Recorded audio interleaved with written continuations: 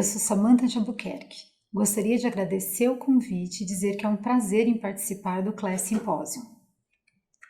Irei conversar a respeito de complicações não infecciosas em usuários de lente de contato.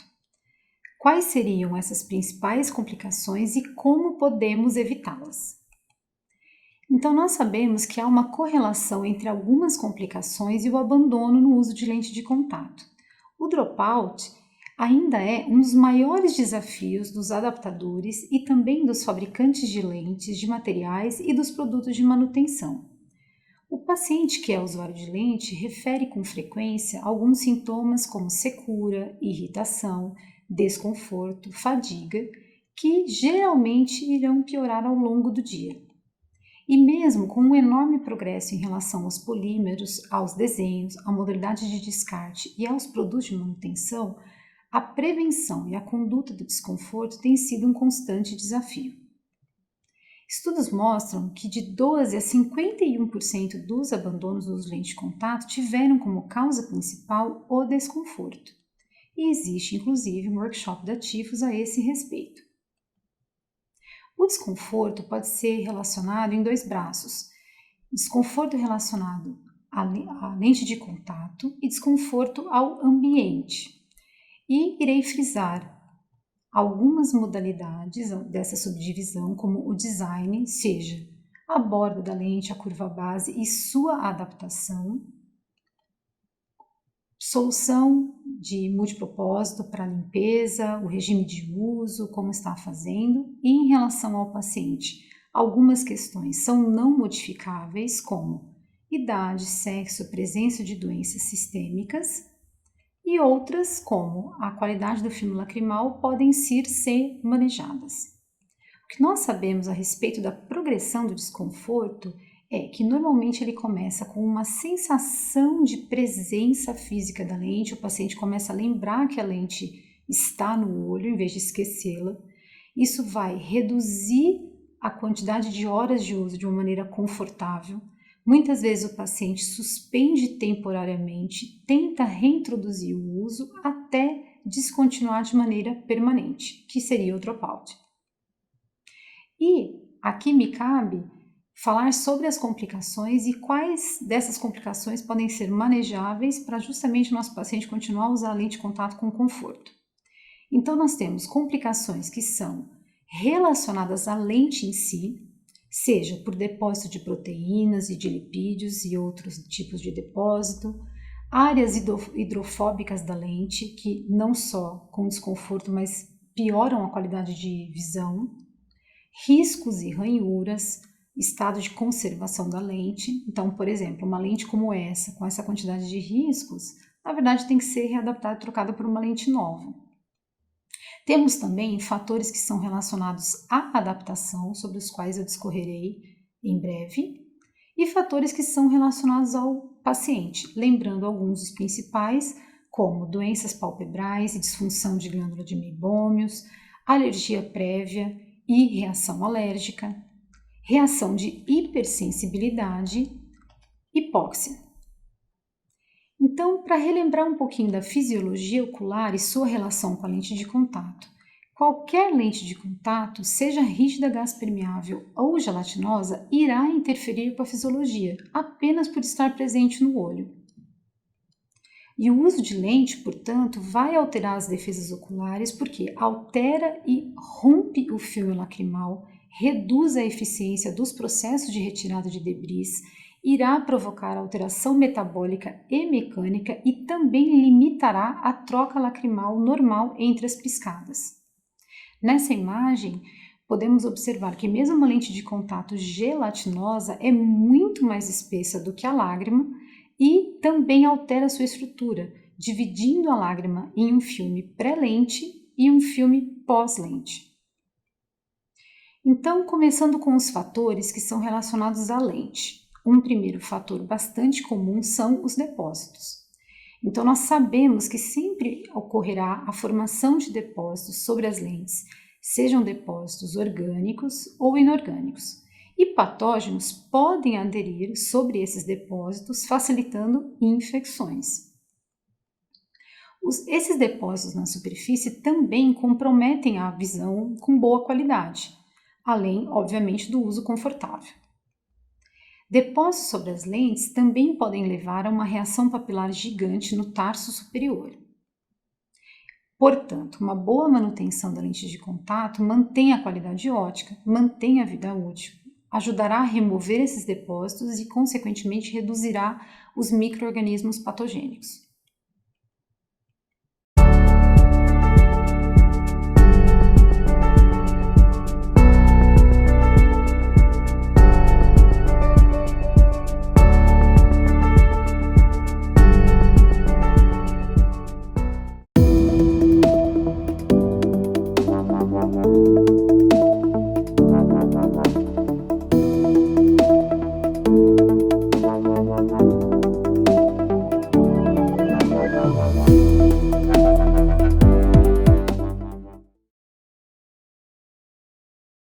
Então, como vocês podem observar, vejam, tanto em lentes gelatinosas quanto lentes rígidas, os mais variados tipos de depósito.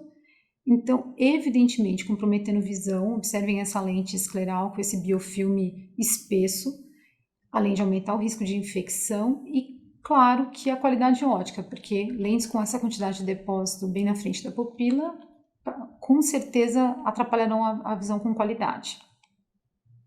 Então, para falar dos depósitos, como resolver? Então, a limpeza é um passo super importante. Ela tem que ser feita sempre com a fricção da lente com um produto apropriado, seguido de enxágue. Né? Então, sendo sempre muito importante nós frisarmos que não se deve usar água nem soro fisiológico para limpeza. Atualmente, o método mais prático é o da desinfecção química. A desinfecção química pode ser não oxidativa e ela é realizada como? Nós mergulhamos a lente de contato na solução que contenham agentes antimicrobianos. E existem soluções só com essa função e também temos as soluções chamadas multipropósito. As soluções multipropósito, além de promover a desinfecção, também limparão, conservarão e umidificarão as lentes de contato. Outro tipo de desinfecção é a desinfecção química oxidativa, que é realizada utilizando-se peróxido de hidrogênio, que é um poderoso desinfetante com amplo espectro de ação. Temos sempre que lembrar, entretanto, que é necessária uma neutralização e ajuste do pH, e esse processo demora 6 horas, sendo uma das suas desvantagens.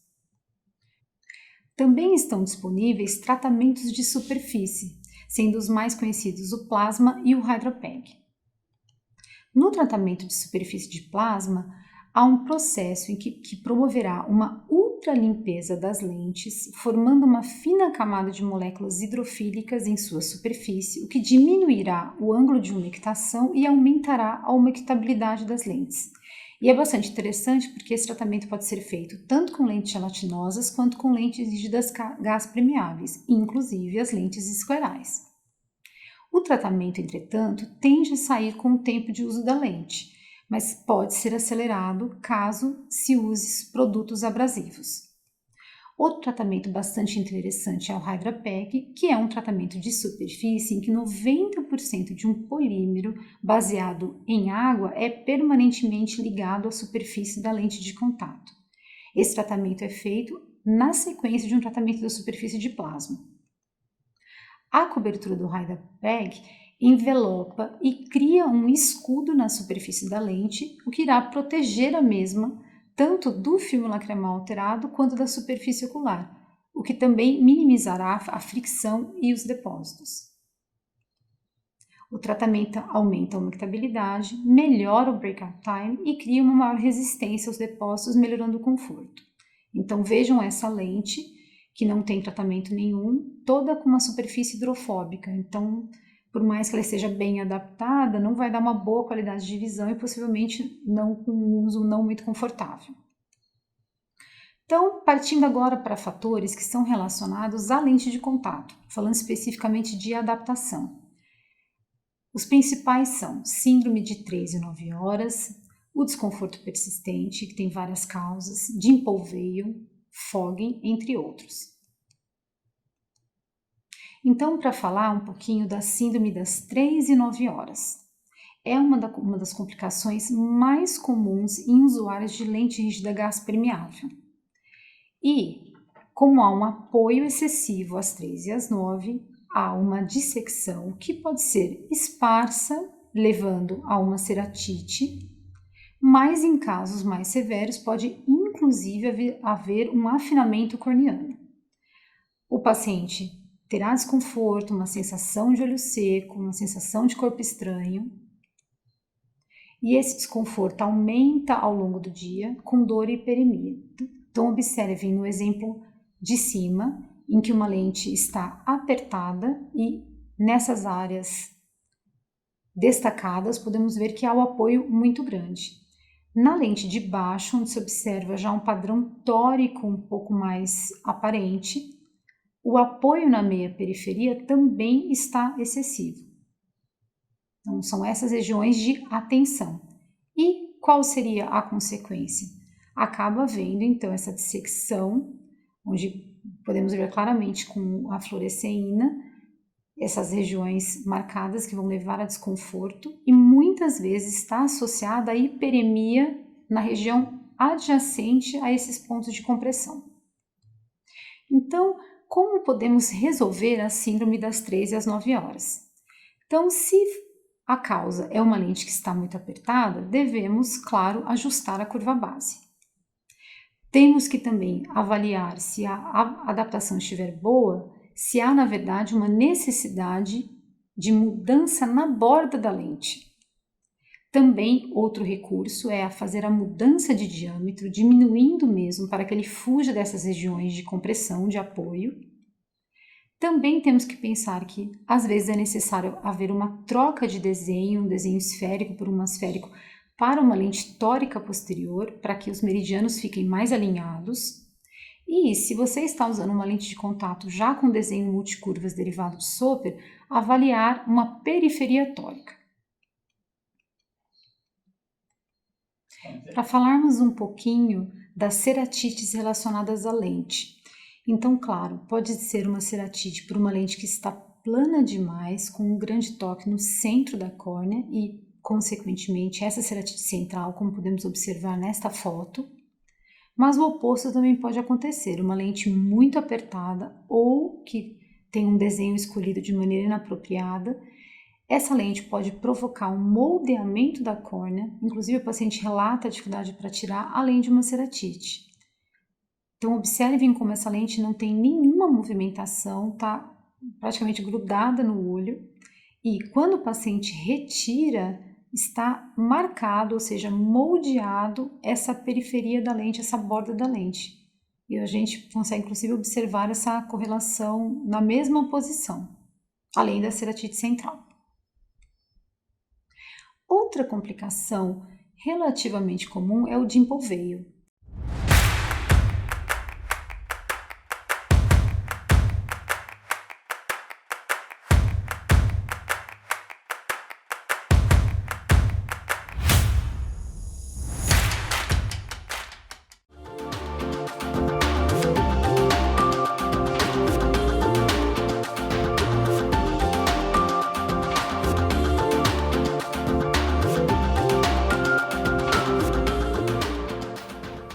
Que são pequenas bolhas de ar que ficam presas sob a lente rígida gás permeável. Essas pequenas bolinhas provocam pequenas indentações no epitélio corneano, onde haverá um acúmulo de fluoresceína. Elas podem ocorrer em córneas com muito astigmatismo, sem que haja um desenho adequado da lente de contato, ou em lentes de contato que estão muito curvas no centro, e também em córneas que têm uma asfericidade bastante elevada. Outra situação é quando a borda da lente está inadequada. Então, como podemos observar no vídeo, a lente não está necessariamente apertada, ela está até uma movimentação excessiva, mas observam-se essas pequenas bolhas, essas pequenas indentações, que são observadas inclusive na imagem do canto inferior esquerdo do autorrefrator. E quando nós retiramos a lente, Observamos esse acúmulo de fluoresceína nas indentações, não são infiltrados, é apenas um acúmulo. Isso pode ser desde um quadro assintomático, mas pode sim haver uma associação com desconforto, sensação de corpo estranho e, se essas indentações forem na pupila, evidentemente provocará uma alteração da qualidade da visão. Então, como podemos resolver o dimple veil? Então, observar se há uma necessidade de troca de desenho esférico ou asférico para um desenho tórico posterior.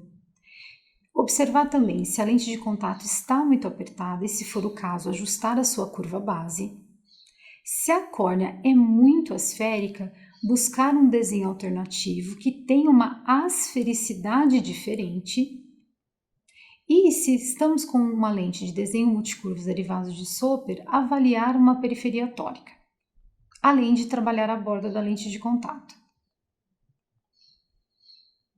Outra complicação é o fogging, que são debris em grande quantidade no reservatório de uma lente escleral, muitas vezes poucas horas após o início do uso da lente. Então, como podemos resolver? Então, o primeiro passo é sempre revisar a adaptação. Será que o vão está excessivo? Será que o apoio escleral, na verdade, está assimétrico? Há alguma compressão de conjuntiva? Ou, ao contrário, a lente, na verdade, está com uma movimentação excessiva? Em todas essas situações, é necessário fazer uma readaptação dessa lente de contato. Muitas vezes, entretanto, a lente está bem adaptada, então uma outra opção é retirar as lentes, lavar as mesmas e preencher novamente com uma solução nova de soro fisiológico sem conservante. Outra alternativa é preencher com lágrima artificial mais viscosa, lembrando sempre que é fundamental que essa lágrima seja totalmente sem conservante. Uma outra situação comum é o corneal warpage. Ele é uma deformação, uma alteração topográfica da córnea secundária ao uso de lente de contato. Essas alterações geralmente são reversíveis e não há edema corneano. É mais comum em lente de contato rígida gás permeável, mas também pode acontecer com gelatinosa. A queixa mais comum é a alteração da qualidade visual e muitas vezes o paciente pode ser inclusive assintomático. Pode haver halo na visão, também pode acontecer um desconforto ocular e a medida ideal é a suspensão das lentes acompanhando a topografia e a refração, especialmente nos candidatos à cirurgia refrativa. Então aqui um exemplo mais florido de uma deformação corneana causada por uma lente de contato que está evidentemente mal adaptada, descentralizada inferior, pressionando a córnea. Entrando agora em fatores relacionados ao paciente.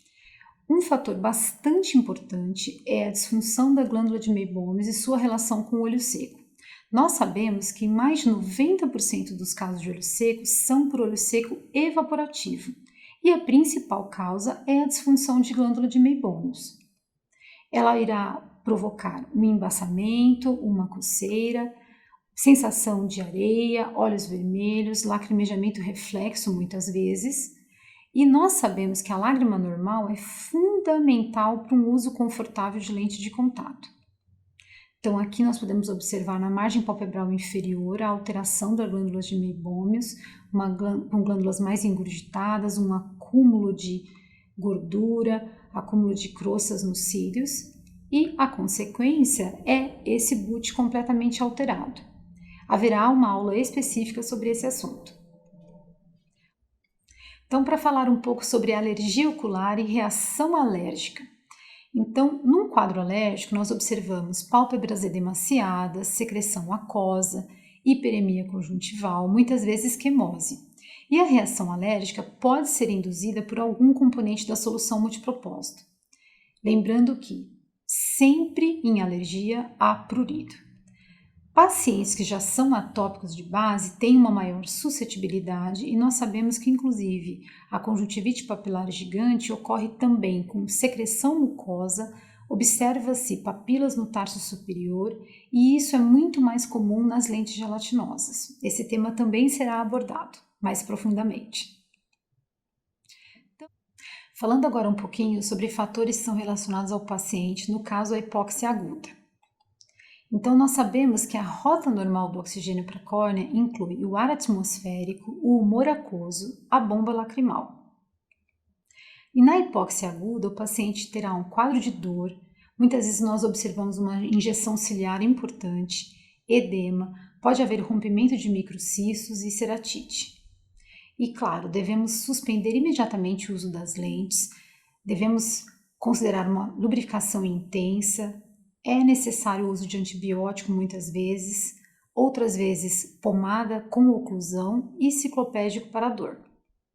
E após a melhora, fazermos uma readaptação da lente, seja trocando por uma lente de silicone hidrogel, caso o paciente utilizasse anteriormente uma lente de hidrogel de baixa oxigenação, idealmente uma rígida gás permeável corneana, e não esquecer de orientar que o paciente não deve usar abusivamente a lente de contato. Então, como vocês podem observar, é um olho que chega quente, vermelho, bastante permeado, às vezes com edema de córnea, onde nós podemos observar esses microcistos e esse edema, às vezes epitelial, às vezes até estromal, e uma córnea com esse tipo de ceratite.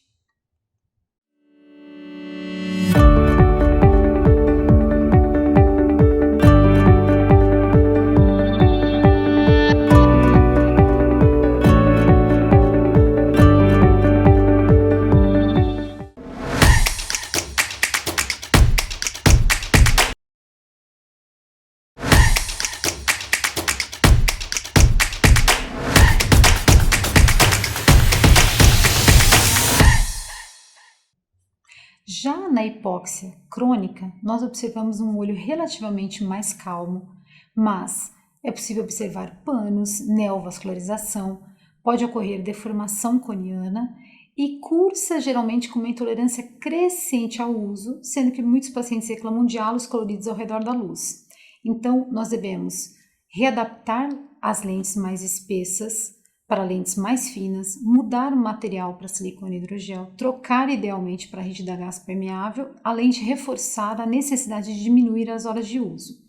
Então, nestas fotos comparativas, embora não seja uma neovascularização, mas já um pânus proeminente, observem como na foto da esquerda o paciente estava usando uma lente de hidrogel anual bastante espessa, e como era uma lente tórica, a maior espessura pelo prisma de lastro é inferior, já com um pânus bastante evidente. E quando nós suspendemos as lentes e depois o readaptamos com uma lente mensal de silicone hidrogel bem mais fina, houve uma recuperação bastante importante. Outro quadro é a insuficiência limbar. Então, a insuficiência limbar é uma complicação que ocorre pela compressão e ou falta de oxigenação crônica que ocorre na área limbar, uma área tão importante, onde há um prejuízo do turnover das células germinativas. Então, nós observamos uma ceratite puntata superficial, mas que geralmente é uma ceratite um pouco mais difusa e mais grosseira do que nós habitualmente costumamos observar.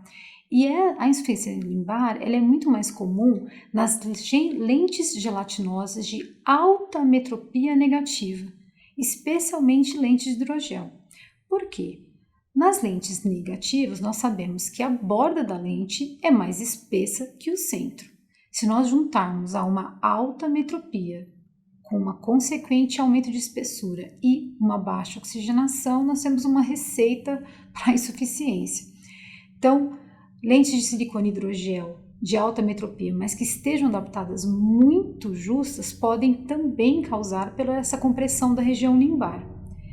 Aqui podemos observar, inclusive, os neovasos importantes neste paciente. E também lembrar de lentes esclerais, porque com uso abusivo e ou uma lente que foi adaptada, na verdade, com um toque limbar que é sempre indesejado, pode haver insuficiência limbar. Esse tema também será abordado mais profundamente por outro colega. Então, como resolver a insuficiência limbar?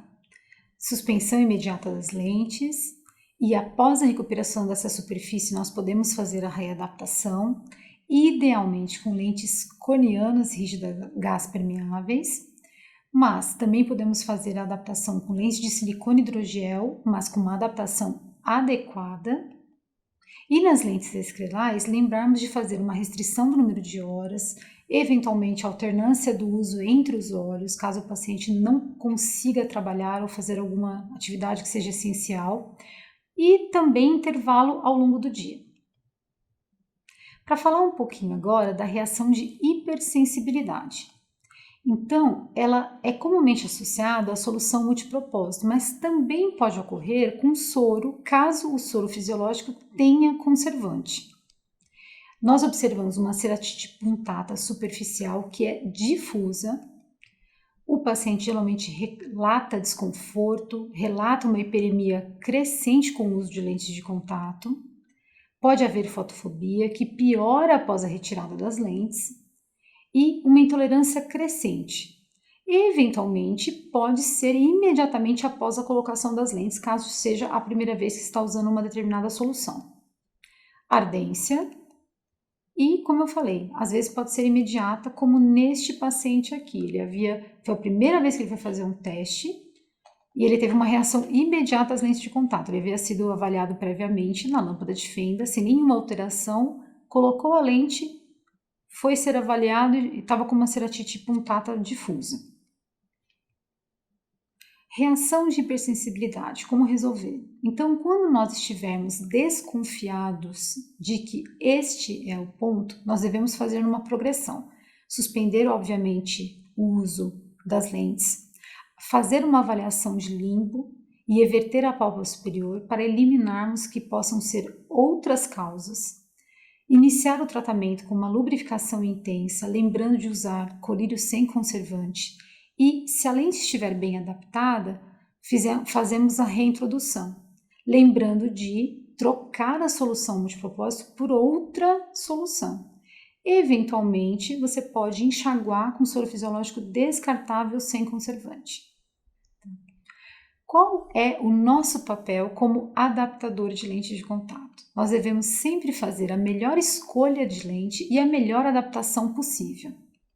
Mas devemos saber identificar as complicações, manejá-las, sejam complicações relacionadas à adaptação em si, ou reações tóxicas ou alérgicas que foram inesperadas, assim como as decorrentes de uma manutenção inadequada ou de um uso excessivo de lente de contato. Portanto, nós temos que orientar o paciente a respeito dessas possíveis complicações, orientar os nossos pacientes a respeito dos sinais de alerta, como embaçamento, dor, hiperemia, sensação de corpo estranho, manter uma rotina de acompanhamento periódico dos pacientes e sempre questionar os cuidados. Então, não basta perguntar, você está cuidando de sua lente? Nós devemos perguntar, mas essa pergunta tem que ser mais completa. Como você está cuidando? Qual é o número de horas que você está usando? Era isso. Obrigada.